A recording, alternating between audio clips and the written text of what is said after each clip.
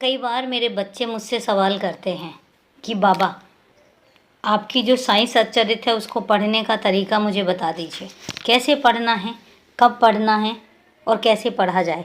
क्योंकि बहुत सारे बच्चे ऐसे हैं जो ये मानकर बैठ जाते हैं कि अगर ये सही समय पर पढ़ी जाएगी, इसका एक कोई सही समय होता है और अगर उस समय पर ये पढ़ी जाए तो बहुत ही शुभ फल देती है, और इसलिए वो मुझसे बार बार पूछते हैं।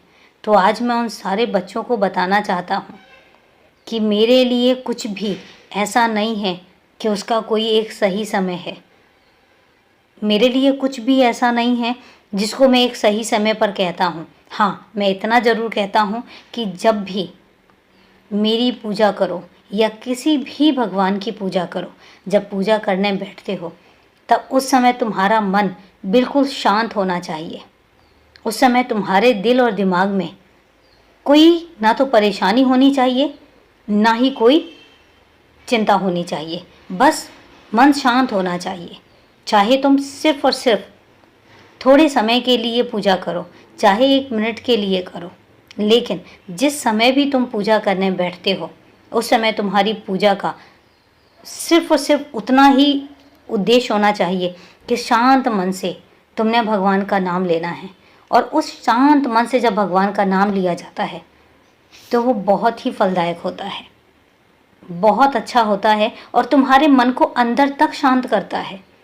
हमेशा याद रखना, जब भी तुम पाठ करने बैठते हो, जब भी तुम पूजा करने बैठते हो, उस समय अगर तुम्हारा मन शांत है और तुमने बहुत शांत मन से पूजा की है तो उसके बाद तुम्हारा जो मन इतना शांत हो जाता है कि तुम्हें फिर कोई भी ख्याल प्रभावित ही नहीं कर सकता, कोई भी बुरा ख्याल तुम्हारे अंदर आ ही नहीं सकता। और जहाँ तक रही बात सच्चरित्र की, तो मैं तुमसे कहता हूँ, ना तो पढ़ने का कोई नियम है, ना ही पढ़ने का कोई तरीका, और ना ही पढ़ने का कोई समय। जब दिल करे तब पढ़ो, जिस समय तुम्हारा मन करे कि अब तुम्हें इस किताब का पाठ करना है उस समय करो, लेकिन करो सच्चे मन से।